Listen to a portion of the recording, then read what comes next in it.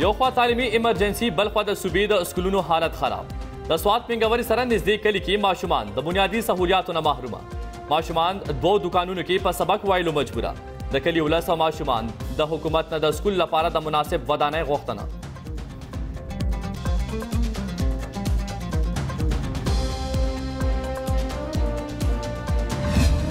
بلخوا تعلیمي ایمرجنسي دعوو باوجود سوات منګوري سره نږدې په یو کلي کې د سکول ماشومان د سکول د ودانۍ نشوالي له وجې په دوو دکانونو کې په سبق ویلو مجبوره دي د کلي ولس او ماشومان د حکومت نه د سکول لپاره د مناسب ودانۍ غوښتنه کوي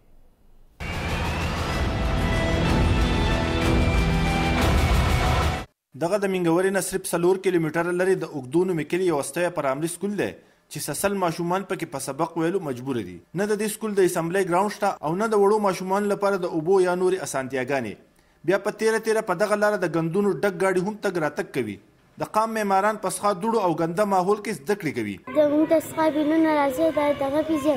موږ به د قصقا لارو کې ولر د زموږ د جامع سره څخه موږ په دې دکانونو کې سبق وایو او په دې یخنۍ کې ناسیو ده موږ خپل سبق وایو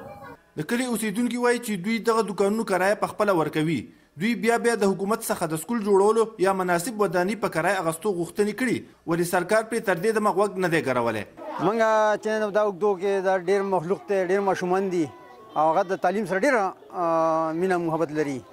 بل زموږ اوس نه کېږي چې دې نه موږ بلوګرام ته لیږو یا وړیګرام ته لیږو یا منګور ته لیږو د مشرانو ته زما دا سوال دی دا درخواست دی چې به یې راشي او د دې دپاره چې کوم دی څه یو طریقه چې دی هغه جوړه کړي د دوی د ځمکې د دوی د بلډینګ د سکول یو استوی استاد وایي چې د سرکار نوکر یم او روزانه ډیوټۍ ته راځم سکول کې نه چوکیدار شته او نه د ماشومان لپاره ټلی او نه نورې اسانتیاګانې خو بیا هم ماشومانو ته سبق ښایم د سکول بیا ودانۍ په اړه د سیمې ایم پی ای عزیز الله ګران وایي چې ډېر ژر به دغه سکول ودانۍ لپاره کار شروع کوم